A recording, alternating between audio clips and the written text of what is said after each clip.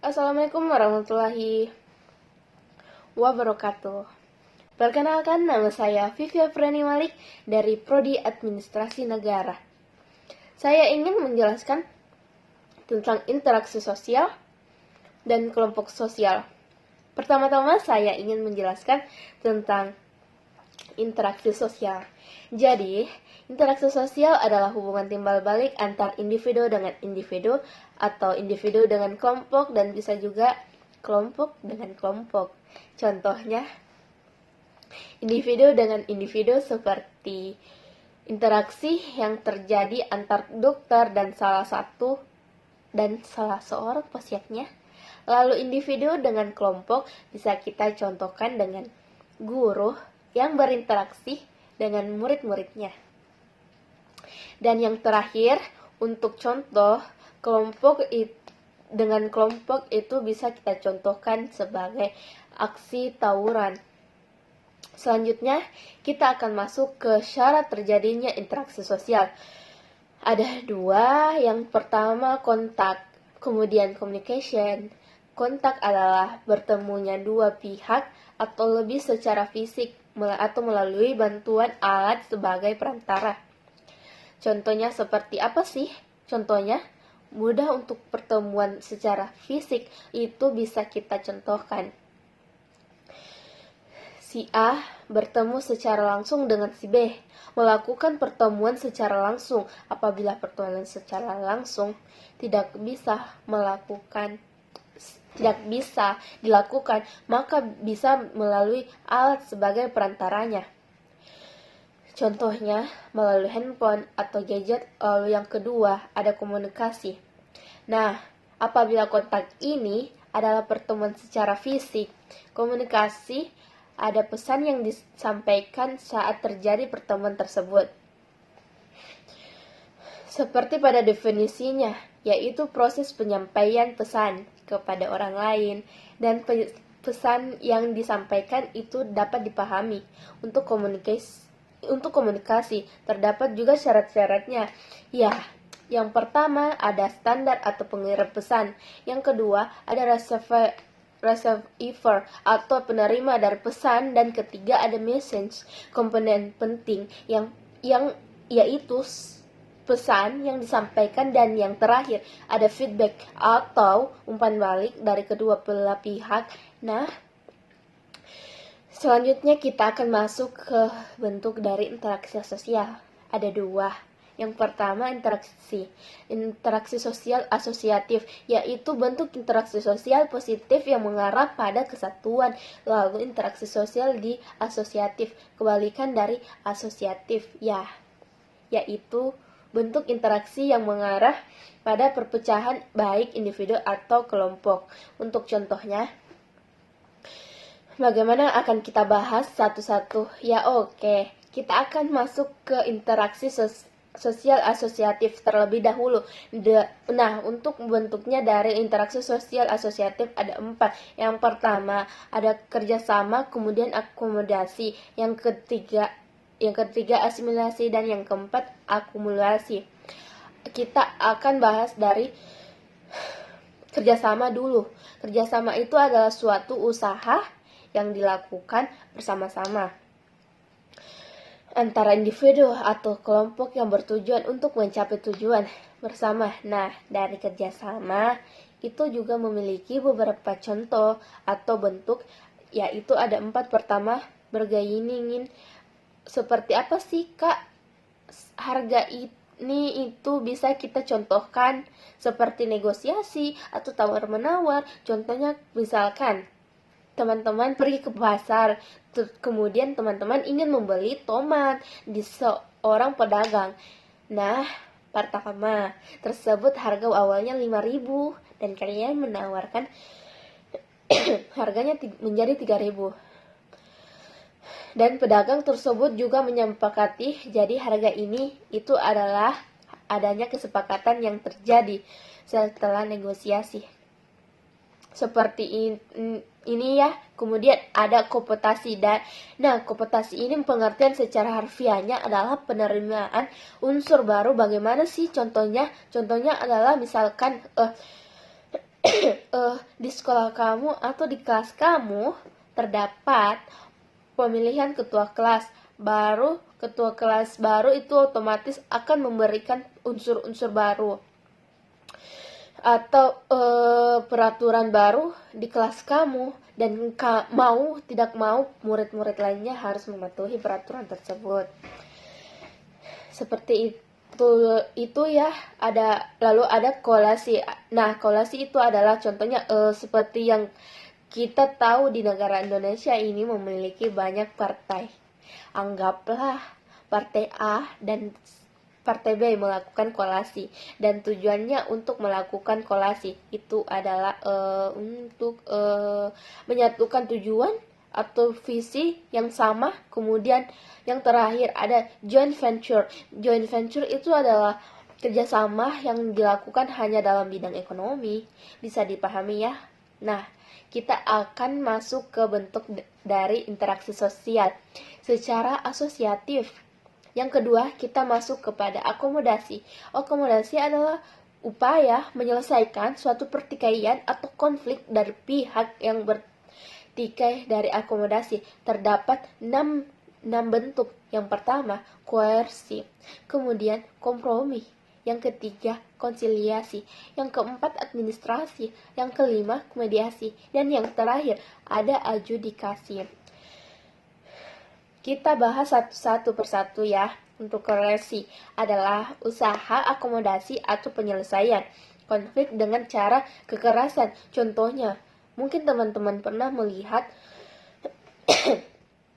atau pedagang asongan yang berjualan tidak pada tempatnya. Saat itu datang Satpol PP yang terpaksa mengusir mereka.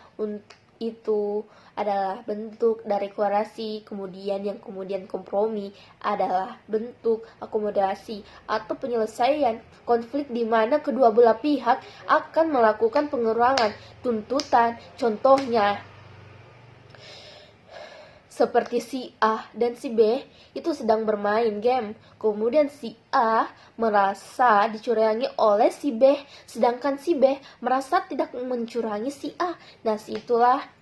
Nah, saat itulah mereka berdua akan melakukan kompromi untuk mengurangi kesalahpahaman. Yang ketiga, ada konsiliasi. Konsiliasi adalah pertemuan kedua belah pihak yang bertikai untuk mengetahui keinginan mereka masing-masing dalam menyelesaikan konflik. Nah, kemudian ada arbitrasi dan mediasi. Perlu diingat teman-teman bahwa arbitrasi dan mediasi memiliki definisi yang sama, namun terdapat perbedaan. Arbitrasi dan mediasi itu adalah bentuk akomodasi atau penyelesaian konflik dengan menggunakan atau melibatkan pihak ketiga. Namun di arbitrasi pihak ketiga itu sebagai pengambilan keputusan, sedangkan mediasi pihak ketiga bersifat netral atau tidak mengambil keputusan. Contohnya seperti misalkan dalam percekcokan suami istri, di mana percekcokan suami istri itu sudah mengganggu lingkungan. Kemudian datanglah Pak RT sebagai pihak ketiga. Nah, dalam arbitrasi, Pak RT tersebut akan membantu untuk memberikan keputusan yang terbaik bagi kedua belah pihak. Namun dalam mediasi, Pak RT akan bersifat netral dan keputusan akan dikembalikan kepada pihak suami istri. Yang terjadi seperti itu ya. Dan kemudian yang terakhir ada adjudikasi, yaitu proses akomodasi dengan melibatkan meja hukum atau pengadilan. Seperti itu ada yang ketiga dan keempat ada asimilasi. Dan akulturasi untuk asimilasi yaitu percampuran dua kebudayaan yang melebur menjadi suatu kebudayaan yang baru. Contohnya seperti apa? Contohnya itu seperti yaitu musik dangdut. Nah, teman-teman tahu nggak sih jika musik dangdut itu adalah hasil reaksi seperti apa? Jadi musik dangdut itu adalah hasil perbauran dari musik daerah dan juga musik India, sehingga menghasilkan musik dangdut. Kemudian ada akulturasi, yaitu pembauran dua atau beberapa unsur kebudayaan menjadikan kebudayaan baru tanpa melibatkan unsur warnanya. Contohnya seperti Masjid Demak. Mungkin kalian pernah dengar bahwa Masjid Demak itu memiliki arsitektur atau desain yang melibatkan kebudayaan Hindu, namun tidak menghilangkan unsur lamanya. Bahwa Masjid Demak itu berfungsi untuk beribadah atau beribadah umat muslim, seperti itu ya. Nah, selanjutnya kita akan langsung masuk ke interaksi sosial secara diasosiasi. Ada 3 bentuk ya. Yang pertama ada persaingan atau kompetensi. Dengan definisi harfiahnya, yaitu individu atau kelompok yang bersaing mencari keuntungan tanpa menggunakan kekerasan. Misalnya seperti ini. Mungkin di sekolah kalian pernah, atau di kampus kalian, pihak sekolah pernah mengadakan lomba seperti itu ya. Kemudian si A dan si B itu melakukan persaingan atau kompetensi untuk memenangkan lomba tersebut atau mencapai prestasi tertentu yang mereka inginkan. Lalu timbullah pertanyaan, mengapa persaingan atau kompetensi ini dikatakan sebagai interaksi sosial secara deskriptif? Karena seperti ini, bahwa setiap terjadinya persaingan atau kompetisi tidak menutup kemungkinan akan ada salah satu pihak yang melakukan kecurangan, dan dari kecurangan tersebut akan menimbulkan perpecahan. Seperti itu. Kemudian kita masuk ke kontravensi. Kontravensi adalah suatu perasaan tidak suka yang disembunyikan atau kebencian, seperti kebencian terhadap seseorang. Contohnya seperti ini. Di dalam kelas kalian terdapat pemilihan ketua kelas, dan si A dan si B adalah calonnya. Kemudian si A merasa tidak suka dengan si B, dan dia merasa sangat benci dengannya. Lalu dia melakukan kontravensi dengan tidak hanya menyembunyikan perasaannya, namun yang menyebabkan fitnah tentang si B kepada murid-murid yang lain. Itu adalah bentuk dari kontravensi. Dan terakhir ada pertentangan atau konflik. Pertentangan adalah proses sosial yang dilakukan individu atau kelompok dalam mencapai tujuannya, namun menggunakan ancaman atau kekerasan. Itu dia, jadi tujuannya adalah untuk mengenal sifat manusia sebagai makhluk sosial. Jadi demi memenuhi kebutuhan atau kepentingan sehari-hari, tentunya manusia harus melakukan interaksi dan membuat kelompok-kelompok sosial di dalam hidupnya. Walaupun begitu, manusia juga memiliki sifat individualisme, tapi sifat ini tidak mencegah kita untuk tetap bersosialisasi dengan sesama, karena kita juga memiliki sifat dan juga kebutuhan. Untuk itu kita masuk ke dalam pengertian dasar dari kelompok sosial. Jadi, apa sih yang dinamakan kelompok sosial itu? Kelompok sosial adalah kelompok manusia yang memiliki kesadaran bersama akan keanggotaan dan saling berinteraksi satu sama lain demi memenuhi kebutuhan mendasar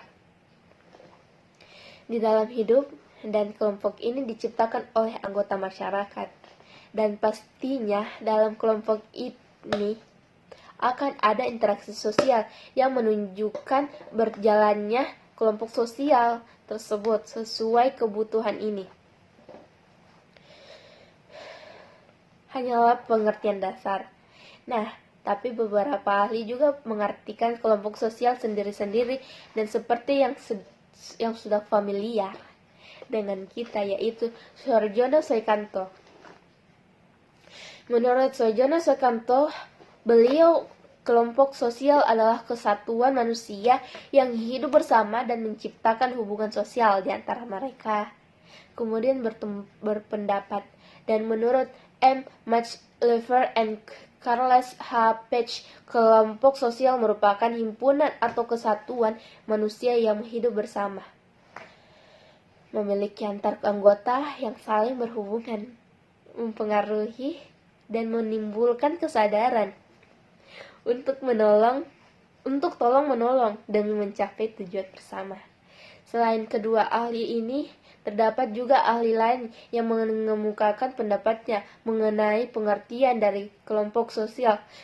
Tapi saya ingin saja dua yang tadi yang saya sebut. Nah, selain kita membahas mengenai pengertian sosial, menurut ahlinya, kita juga akan membahas mengenai fungsi dari kelompok sosial secara umum. Yaitu, yang pertama, meningkatkan semangat dan produktivitas dalam berkehidupan berkelompok. Kemudian, meningkatkan rasa kepercayaan diri karena memiliki rasa tempat untuk bernaung. Kemudian membentuk kerjasama yang baik. Demi mencapai tujuan bersama, memiliki tempat untuk berkeluh kesah, berbagi ide, dan juga mencurahkan isi hati dan menjadikan sarana diskusi tentang apapun yang dibahas secara bersama-sama, kemudian juga menjadi pemersatu dari berbagai latar belakang individu yang ada di dalam kelompok tersebut. Dan yang terakhir, yaitu meningkatkan interpersonal skill, terutama dalam berinteraksi dan mengambil keputusan yang berkaitan dengan orang banyak dan fungsi kelompok sosial. Itu juga terbagi menjadi beberapa kategori. Yang pertama adalah berdasarkan dampaknya. Jadi berdasarkan dampaknya kelompok sosial itu, fungsi dari kelompok sosial adalah dibagi menjadi fungsi kelompok formal dan fungsi kelompok individual. Fungsi kelompok formal yaitu di mana sarana mengerjakan hal-hal sulit yang berkaitan dan sulit dilakukan oleh individu, bisa juga disebut sebagai sarana dalam